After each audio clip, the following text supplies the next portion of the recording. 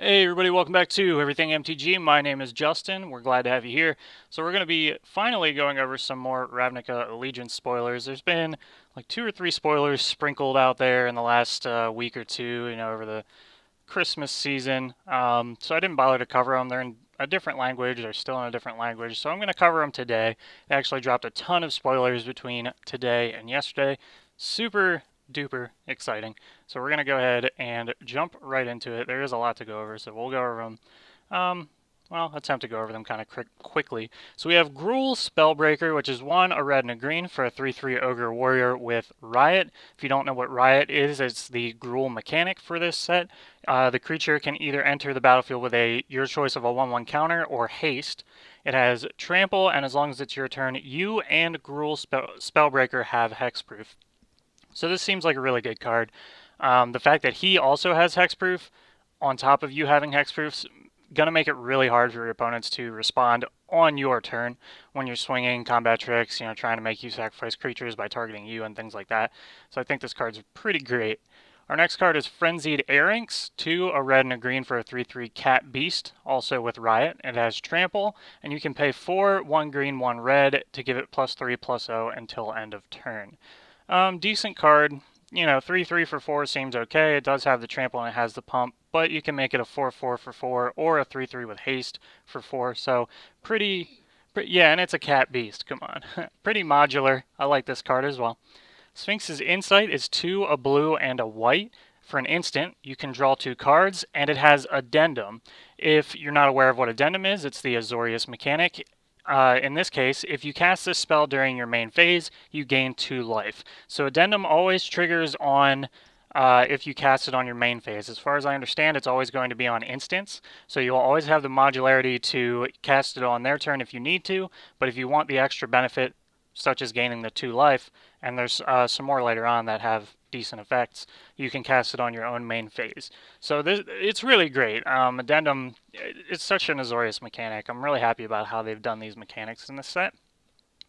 One card that I'm super excited about, Emergency Powers, is 5, a white, and a blue for an instant. Each player shuffles their hand and graveyard into their library, then draws 7 cards. Exile Emergency Powers.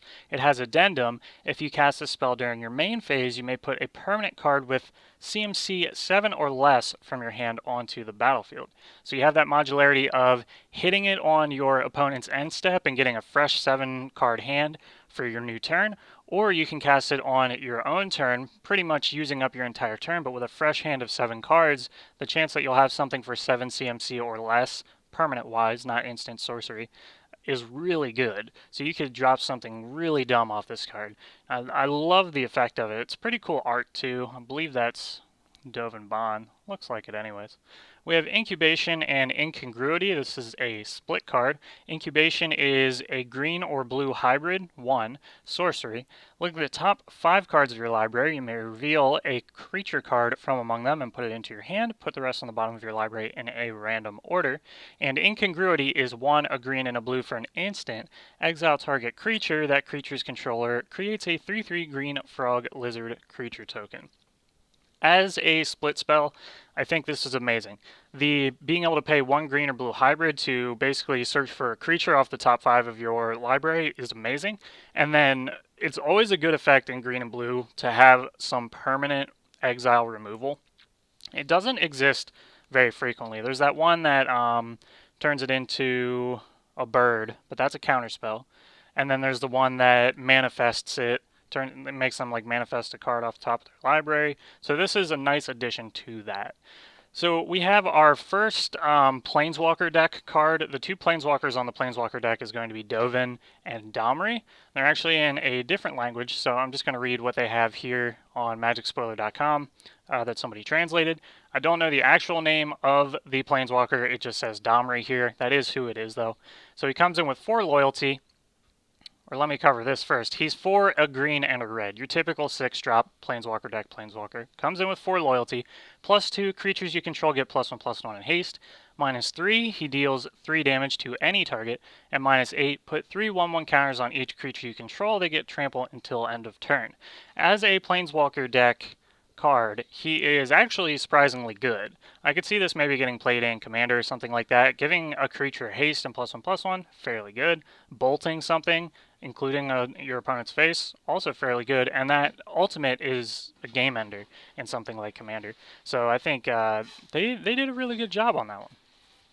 Our next card up here is a sorcery. This is also part of the Planeswalker deck. Each Planeswalker deck has a card that coincides with that Planeswalker. So this one is, it says Domri's Sorcery here. I don't know if that's the actual name, but it is a red card. We can't see the CMC on it. It is a sorcery, and it deals 3 damage to each creature. So basically like a mini board wipe, Anger of the Gods kind of thing, except a little less good because it doesn't exile everything. Our next card up is Dovin. So again, we don't know the name on this one. It's Dovin. I'm sure it says more than Dovin up here if you look at all this, like, what is this, Russian? Ruski? So it's 4, a white and a blue for a 5 loyalty Planeswalker. +1, you gain 2 life and draw a card. -1, tap target creature. It doesn't untap during the next upkeep. And -9, tap all permanents under target opponent's control. That player skips their next untap step. Yeah, well, sleep, except they don't untap their lands. They don't untap their creatures or anything. Yeah, they're just like totally boned. So again, I think they did an amazing job with this Planeswalker deck. Planeswalker, I really like how they're making them good. I don't want them to make them too good, because if people start playing these in Standard, then it's going to be like a Nexus of Fate problem to a lesser degree, because these decks only cost like 15 bucks. But, you know, we never want to actually see that happen. And then, of course, we have the coinciding card that goes with the Planeswalker, Dovin. It's Dovin's creature. We don't know the actual name of it. It is, looks to be colorless here. Costs 4. We don't know the power and toughness on it, but it says if you control Dovin, the Planeswalker, this card gets +2/+2 in Vigilance. So not much more to say about that until I can see the entirety of what the card actually is. Moving on, we have Absorb. 1 white and 2 blue for an instant, counter target spell, and you gain 3 life. This is, it's like a functional reprint of a card from, I think, original Ravnica City of Guilds. Does pretty much the same thing. Not a bad effect. You pay the additional 1 white to gain the 3 life instead of like your typical counter spell.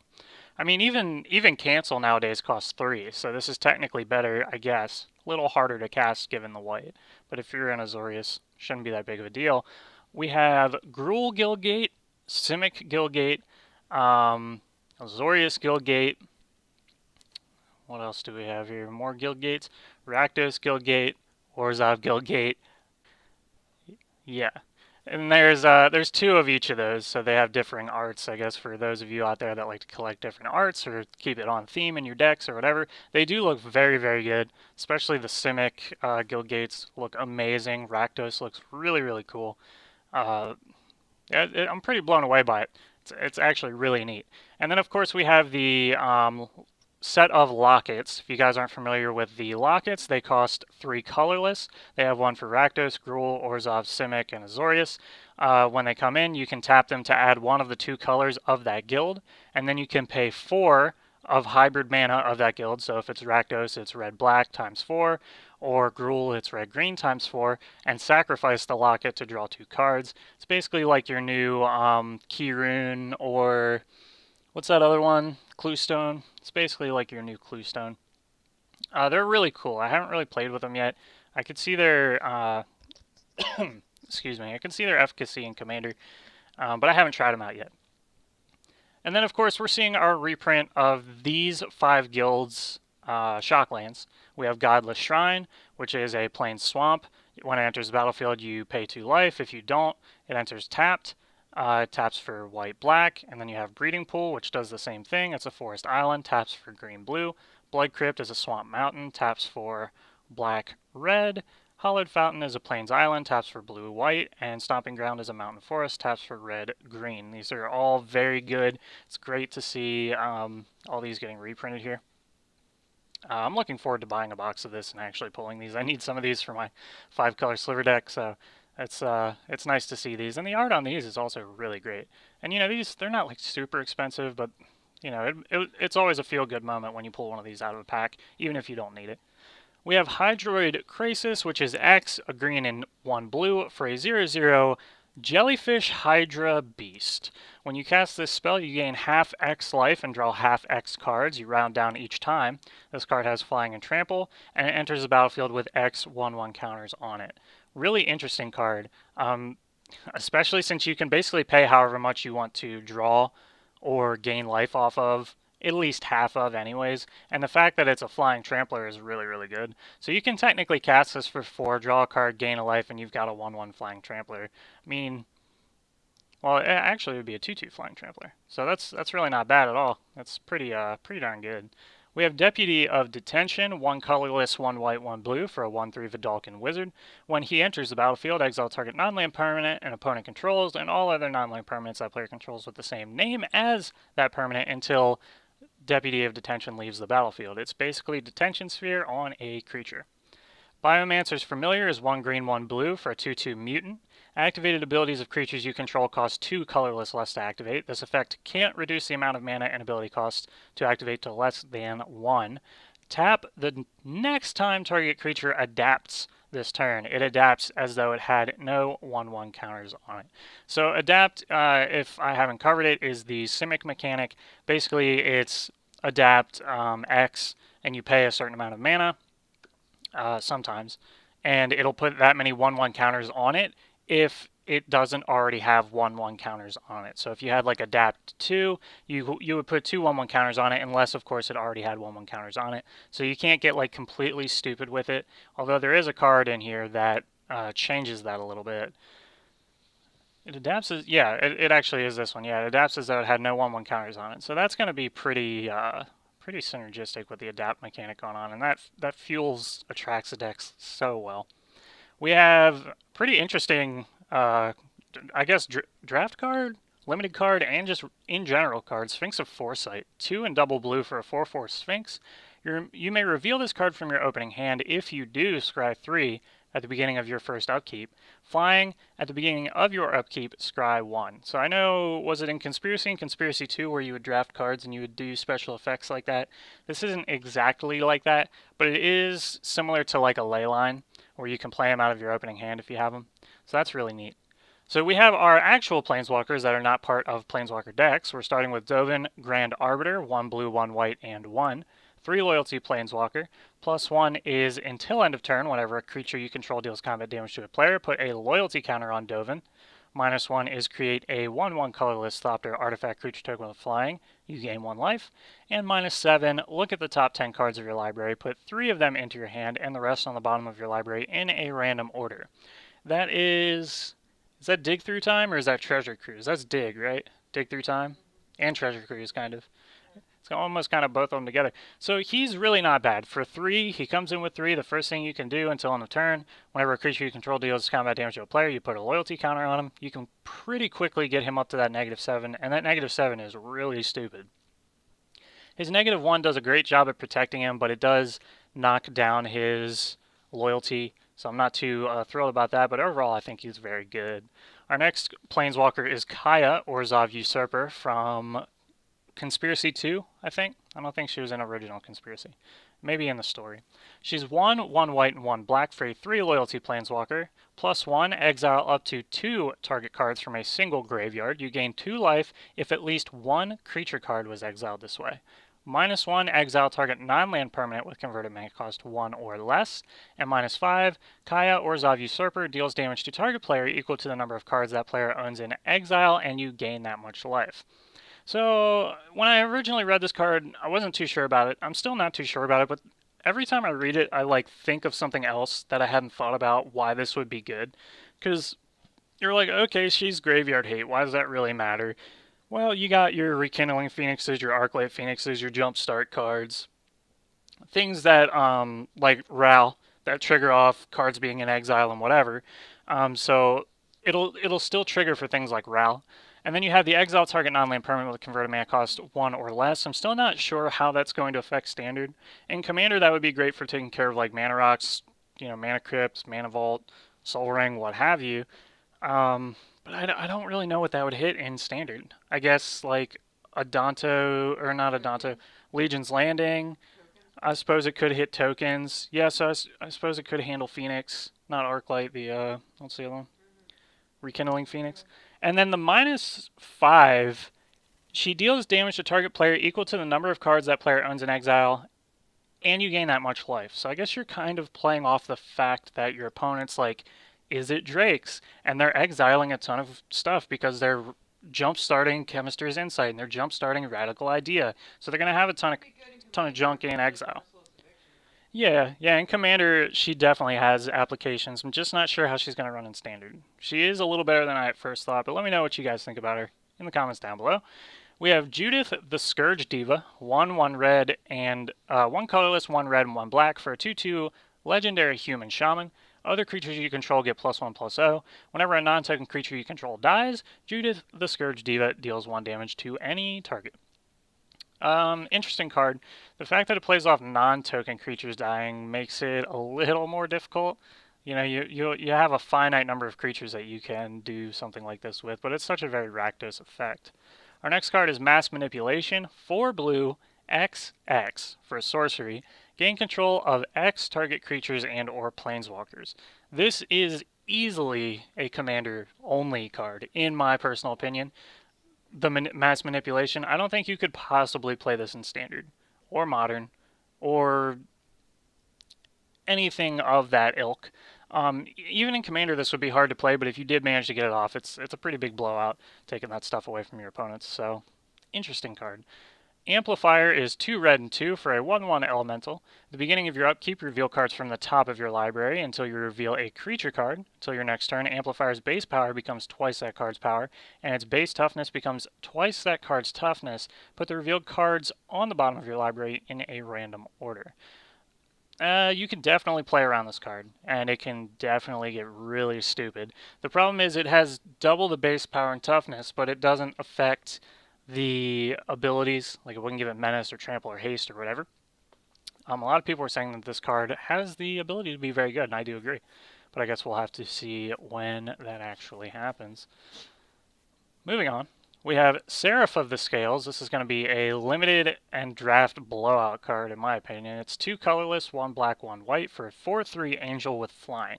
You can pay 1 white, and it gains vigilance until end of turn. Pay 1 black, and it gains death touch until end of turn, and it has Afterlife 2.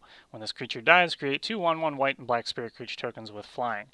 This is going to be stupidly hard to handle in limited, and if you don't exile it outright and you just destroy it, then they're getting the 2 1/1 black spirit tokens. I mean, it's just going to be so dumb.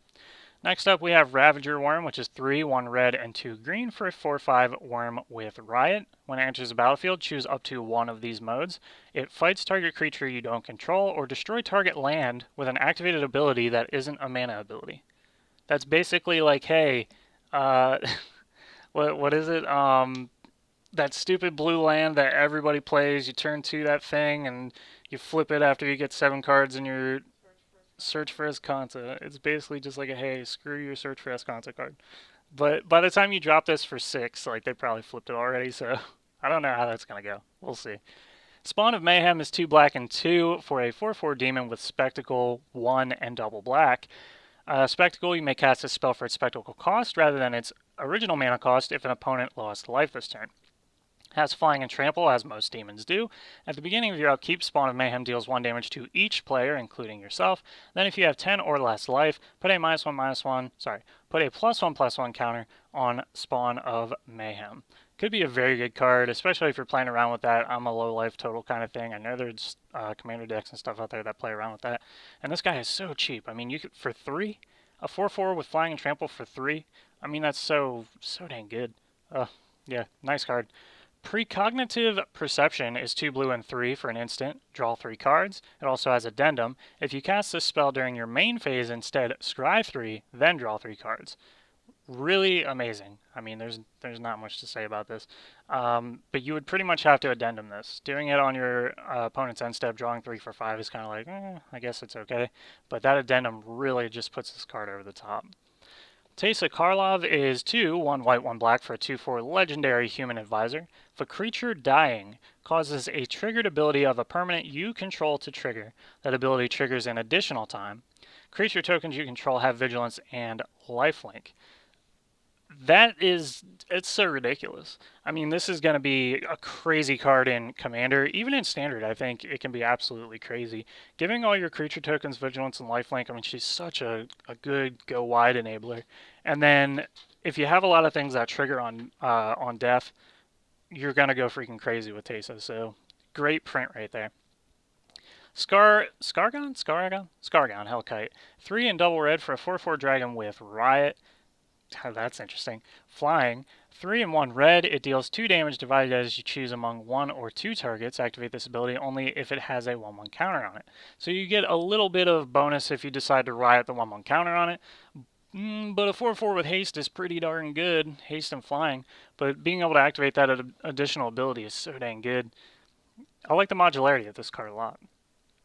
We have Bullrack, Clan Crusher, 3 red and a green for a 4/4 Ogre Warrior. Tap, remove a 1/1 counter from a creature you control. He deals 2 damage to any target. In red-green, I mean, this fits right in with the Riot mechanic, so that he's basically just a Riot enabler. Great side card to be able to take care of Riot if you're going the 1/1 counter route. Another split card here, we have Depose and Deploy. Depose is 1 and a hybrid blue or white mana. Instant. Tap target creature, draw a card. Oh, sorry, that's a sorcery. Deploy is 2, 1 white and 1 blue for an instant, and this is a little hard to read here. It has some text superimposed over it. Create 2 1/1 colorless stop their artifact creature tokens with flying, then you something for each creature you control. It probably says gain a life or draw a card. I feel like draw a card might be a little too powerful. It's probably gain a life. Either way, I think it's a really decent card. The tapping a creature and drawing a card is a nice effect, and then creating some blockers or attackers, what have you, and gaining a little life, or even drawing cards is pretty amazing. Growth Chamber Guardian is 1 green and 1 for a 2/2 Elf Crab Warrior. The subtypes in here are just like so ridiculous. 2 and a green, adapt 2. If this creature has no 1/1 counters on it, put 2 1/1 counters on it. Whenever 1 or more 1/1 counters are put onto it, you may search your library for a card named Growth Chamber Guardian, reveal it, put it into your hand, then shuffle your library. So basically, you can't play any number you want, like Colony of Rats, but it just fetches up the rest of them out of your deck. This would be interesting for an elf tribal deck, because they're all elves. That's pretty neat. We don't typically see this effect printed in green, so this is really interesting. Wilderness Reclamation, 3 and 1 green for an enchantment. At the beginning of your end step, untap all lands you control. Just great for combat trickery on the defense. You know, you're not going to do anything crazy like draw a bunch of cards off of it or destroy an opponent's creature, well, unless you're using, Maimblur Plummet, right? But just for that backup defense combat trickery, so good, man. And if you are playing dual color, this could help out a lot. Like if you're playing Simic, because what is it? Prophet of Krufix got banned. This is nowhere near as good as that because it doesn't untap all your creatures and whatever the heck else it lets you do. But yeah, man, all those lands untap in blue or even white, green, Selesnya. Man, that's good stuff. Rakdos the Showstopper is 4 a red and a black for a 6/6 legendary demon, flying and trample. When Rakdos the Showstopper enters the battlefield, flip a coin for each creature that isn't a demon, devil, or imp. Destroy each creature whose coin comes up tails. Such a very Rakdos mechanic.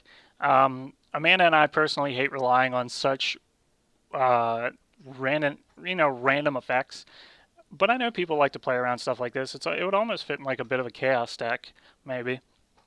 But just as a card, 6/6 for 6 with flying and trample is not bad. And that additional little effect, if you're playing demons, imps, and devils, it's basically a one-sided board wipe to an extent. So not a bad card at all.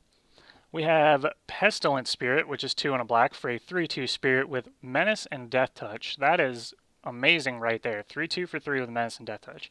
It also has instant and sorcery spells you control have death touch. And Amanda, let me clarify on this because it does have some text on here. Any amount of damage they deal to a creature is enough to destroy it. So they do have to deal at least 1 damage. But I mean, playing this in anything is ridiculous, but pulling this in like limited or draft, if you have a little bit of like ping 'em for 1 removal, would be unbelievable. Like any kind of creature that taps to deal 1 damage, like Young Pyromancer or something like that, would be so stupid. Well, it wouldn't work with that because it's only instant and sorcery spells. Oh. But what I'm saying is, like, if you have anything like in Commander, say Electrickery, that deals 1 damage if you overload it, 1 damage to every creature that isn't yours, Right. and this is on the board, Yeah. you're killing every creature that isn't yours because all they have to do is take 1 damage. And I mean that's unbelievable. It's just so good. It's like Monastery Mentor, except instead of lifelink, it's Death Touch. I think it's amazing that they're exploring more possibilities with this kind of mechanic. We have End Raise Forerunners. 3 green and 5 for a 7/7 boar with Vigilance, Trample, and Haste. When it enters the battlefield, other creatures you control get +2/+2 and gain Vigilance and Trample until end of turn. That's definitely a game ender, but paying 8 for this is like totally crazy. But I mean, if you had a couple other creatures on the board, if you were going wide even, you got this on the board. I mean, it's pretty much game. So yeah, you could definitely build around it. Prime Speaker Vanifar is 2, a green and a blue for a 2/4 legendary elf ooze wizard. There's that subtype again, another elf. This card is ridiculous. It's breeding. What is it, Amanda? What's that card that I said it was? Not breeding pool. That's a land. It's Oh gosh. Of course, when I need to like talk about it, I can't think what it is. You guys will know what I'm talking about when I read it. Tap, sacrifice another creature, search your library for a creature card with converted mana cost equal to 1 plus the sacrificed creature's CMC. Put that card onto the battlefield, then shuffle your library. Birthing Pod. Activate this ability only time you can cast the sorcery. Yeah, I got it. I had to think about it. It's Birthing Pod literally on a stick, and you don't have to pay additional mana for it. You just have to tap and sacrifice another creature. I mean, that's utterly ridiculous. I didn't think they would ever do anything like that, but, you know, here it is in the flesh on my screen. Unbelievable. We have Carnival and Carnage, another split card. Carnival is an instant for 1 hybrid red or black mana. Deals 1 damage to a creature or planeswalker and 1 damage to its controller. That would line up perfectly with that spirit. 1 damage would kill it with the Death Touch. And then we have Carnage, which is a sorcery, 2, a red, and a black. Deals 3 damage to an opponent, and that opponent discards 2 cards. Pretty decent card, in my opinion. Making people discard cards and dealing damage is great. Dealing damage to a creature or planeswalker and 1 damage to that opponent is also great, especially if you have that spirit on the field. We have a card that I'm super excited for because I just created an Arcades commander deck not too long ago. High Alert. It is 1, a white, and a blue for an enchantment. Creatures deal damage with their toughness rather than their power. Creatures you control can attack as though they did not have defender. And you can pay 2, a white, and a blue to untap target creature. Now I assume that this is all correct because this is translated. It's in, it looks like Spanish, but I'm not sure. I don't speak other languages or read other languages. But this is an amazing card for me. I mean, this is literally going right in Arcades like when it comes out, so I'm super excited about this.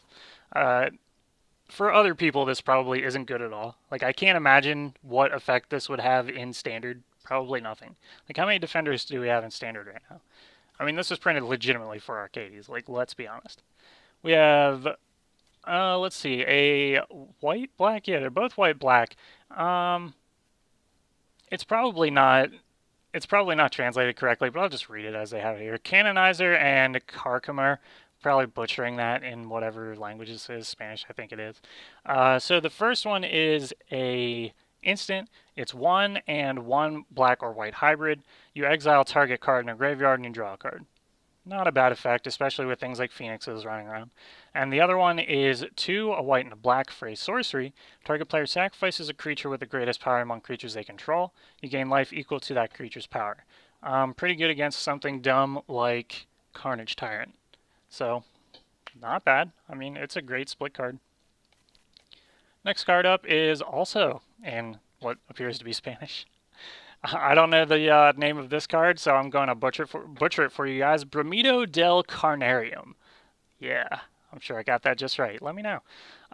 It is 1 and 2 black for a sorcery. All creatures get -2/-2 until end of turn. Exile all creature cards from all graveyards that were put there this turn. If a creature would die this turn, exile it instead. Pretty all-encompassing effect. It's like, hey, I really hate creatures. This is a I really hate creatures card. And like I said, with Phoenixes running around and dumb stuff like that, cards like this are just amazing. So, kudos to them printing things that take care of problem cards in the meta. And I'm not saying like they're not good, they're amazing, but they're not super overpowered. But it's nice that they're printing answers to them. I mean, we do have answers with things like Lava Coil. Um, so, there's that. And, counter spells that exile, like Syncopate or what have you. But it's nice to see more things that play around it because Izzet Drakes and things like that are so. Izzet Drakes and Jeskai that play Drakes are so prevalent. It's dumb. Anywho, we have Pitiless Pontiff, 1 white, 1 black for a 2/2 Vampire Cleric. Pay 1, sack another creature. It gains Death Touch and indestructible until end of turn. That would probably go right in Edgar. Almost definitely. Great card right there. We have Basilica Bellhaunt, 2 white and 2 black for a 3/4 Spirit. When it enters the battlefield, each opponent discards a card and you gain 3 life. The art on this is amazing. This reminds me of Diablo 3 straight up, like Tyrael. It looks super crazy. I love it. And our last card for today is Gutter Bones, 1 black for a 2/1 Skeleton Warrior with some amazing art. It enters the battlefield tapped. You can pay 1 and a black to return Gutter Bones from your graveyard to your hand. Activate this ability only during your turn and only if an opponent lost life this turn. So this card is it's kind of like Reassembling Skeleton, except, in my opinion, not that good, because it doesn't come back to the battlefield. You can't, like, trick it on the end of your opponent's end step and then get it to untap and all that kind of stuff, because it only goes back in your hand, but it is still very good, and the art on this is just freaking amazing. I'm sorry if I talk about art a lot. I love art, so this is just beautiful. Anyways, guys, appreciate you guys keeping up with the spoilers with me. I apologize for this video being so long. I figured I wanted to just encapsulate all these in one video because they spoiled like 4 or 5 cards out there like a week or 2 ago just to kind of explain mechanics, and I was like, I don't want to do a 3-minute video explaining over these, so I waited until all this stuff came out. Yeah, I figured I'd just do it all at one time. Anyways, guys, I will be keeping up with these spoilers on video as much as I can because I'm super excited about this. We're going to buy a box of it, and it's looking amazing so far. Let me know what you guys think of the set down below. What's your favorite card? What's your most hated card? Did I pronounce these cards correctly in what appears to be Spanish? Probably not. Anyways, guys, appreciate you watching the video. If you enjoyed it, throw out a like, subscribe to the channel if you want to see more of similar content, MTGA, booster box openings, what have you. And other than that, guys, we'll see you right here next time on Everything MTG. Peace out.